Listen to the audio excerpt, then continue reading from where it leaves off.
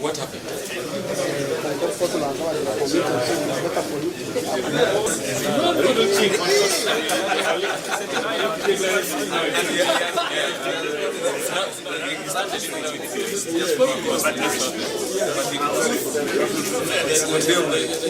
Of course, njagala kutwala mukisa guno okwebaza Kooti, okwebaza Supreme Court n'abalamuzi omunaana abakitegedde nti tuli bawejjere ne bakola ensala ennungi ey'okubeera nga tetugenda kuddira omuntu ali mu buyinza ate tumusasule ku ekyo kye tubadde tumuvunaana nti yatubba obuwagizi bwaffe.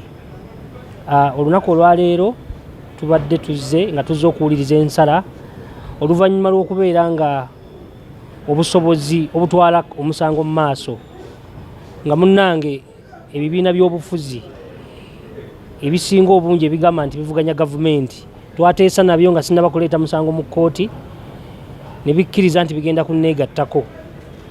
Bwe namala okukola ebyange byensobola nga ntaddemu na buli kimu ne bateesuulirayo gwa naggamba ne sibalabako.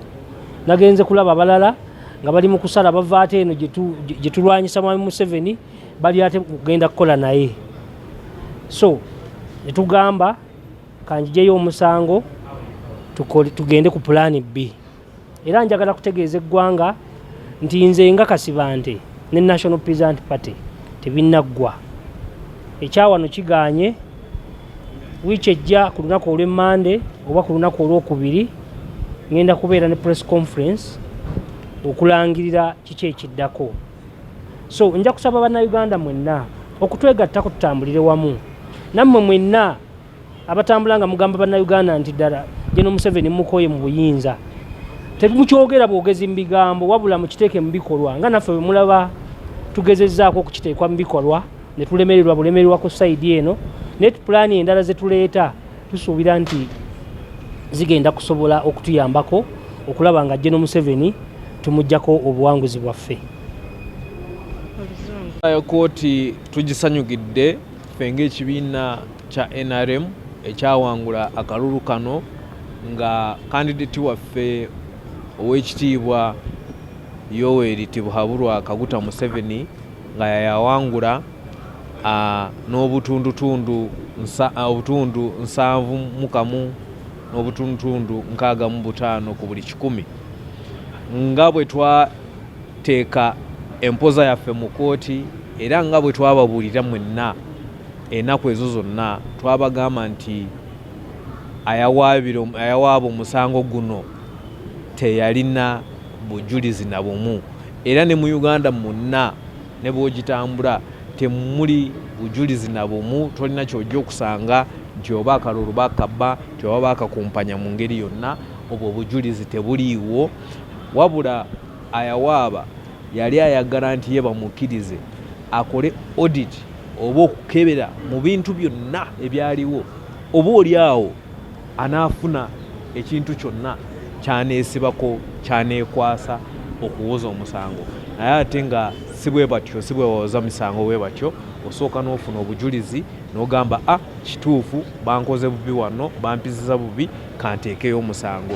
So ekyo Kooti ekiziganya naffe newankubadde nti omusango gugibwayo bakkiriza nti omusango gugibwayo wabula ekirala baganye okutuddiza ssente zetusaasanyiza mu musango guno kubanga ssente ziba nyingi ng'oli akuleese mu kooti n'akuteekaawo walina ennaku 3 ogenda mu Uganda yonna n'oddamu omusango ogwo ate n'aguddukamu kugamba naye nga bwe bibeera tukkiriziganya n'ensala ya kooti ku ekyo nakyo tetulina buzibu nakyo era tujja kukigondera tuli basanyufu nnyo era tukubiriza abantu baffe mwenna kati kooti erangiridde nti mu butuufu omukulembeze Yoweri Kaguta Museven yalondebwa bulungi ate nga mu butuufu ate ye president wa Uganda addako. Tweyanza. And presidential election application number 1 of 2026 are hereby dismissed on account of withdrawal. Following the withdrawal of presidential elections petition number 1 of 2026, and there being in existence no valid legal challenge of the results of the presidential election held on 15th of January 2026, we, by the unanimous decision of the court, made in accordance with Section 61, Subsection 4 of the Presidential Elections Act, Cap 179, hereby declare and confirm that the first respondent, Yoweri Kaguta Museven Tibuhaburwa, being the candidate earlier declared by the second respondent, the Electoral Commission, as the winner of the presidential elections, is hereby duly elected President of Uganda.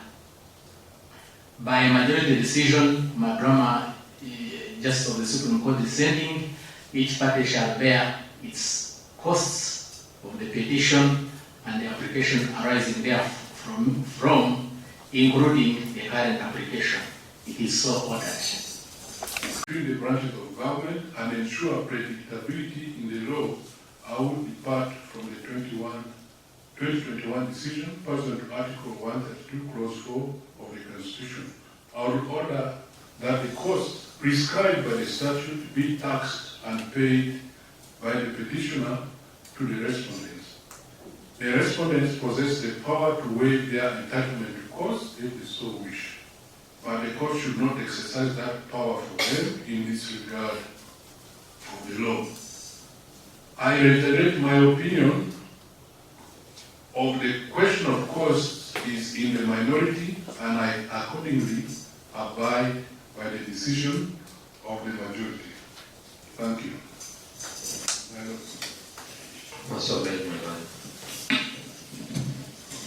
Okay, so this is the disposition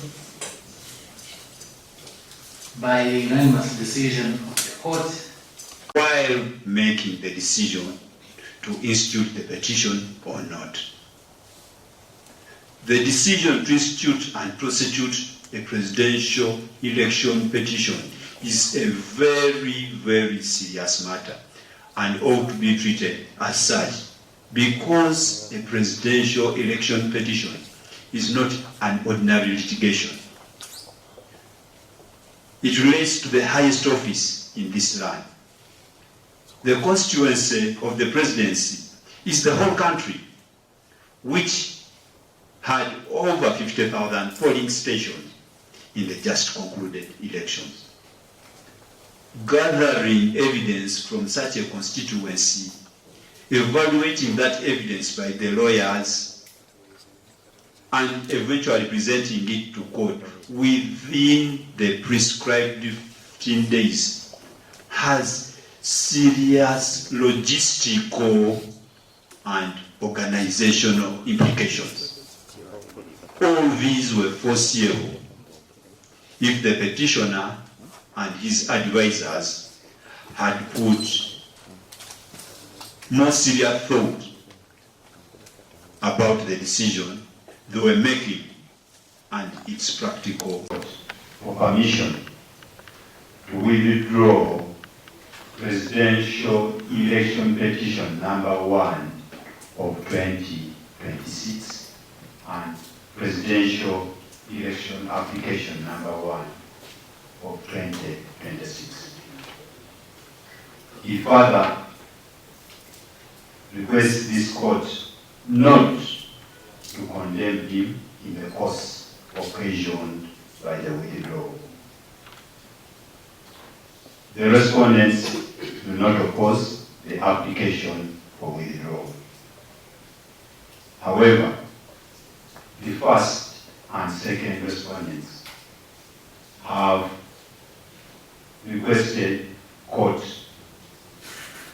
to order Mr. Kasivante, the applicant, to reverse the course they have already incurred in defending themselves against the claims which they state are without merit.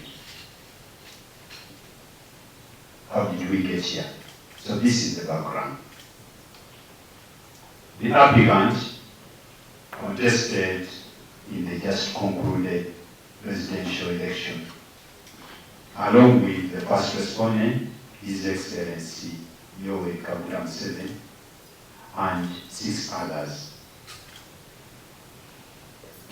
On the 17th January 2026, the Electoral Commission declared Museven the winner of the election, having obtained 71.6% of the votes, 71.6% of the vote cast. On the following day, that is on the 18th January 2026, the applicant lodged presidential election petition number 1 of 2026, challenging the election results on the grounds that the election did not comply with the provisions and principles of the presidential electoral laws.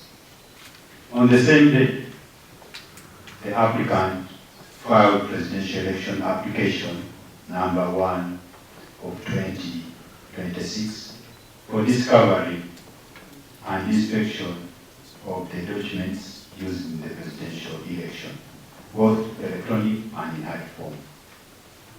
The applicant also sought an order of the court permitting him to carry out a forensic audit of every facet of the electoral process.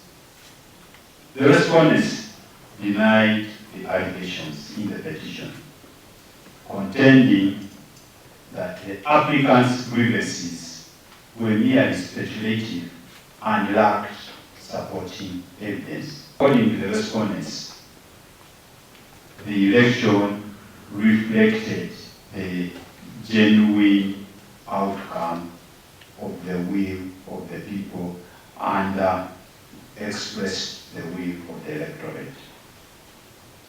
The respondents also opposed the application for discovery on the ground that it was simply a fishing expedition on the part of the applicant, and that the orders sought were impractical to execute within the limited time frames for hearing and concluding a presidential election petition. Lastly, the respondents argued that granting the applicant access to the back-end data exposed the system to hacking, malware, and viral attacks and posed a national security threat.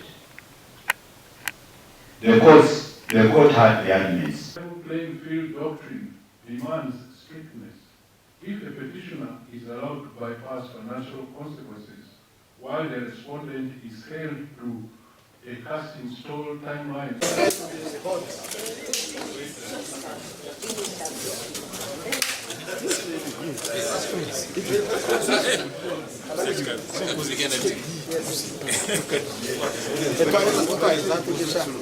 what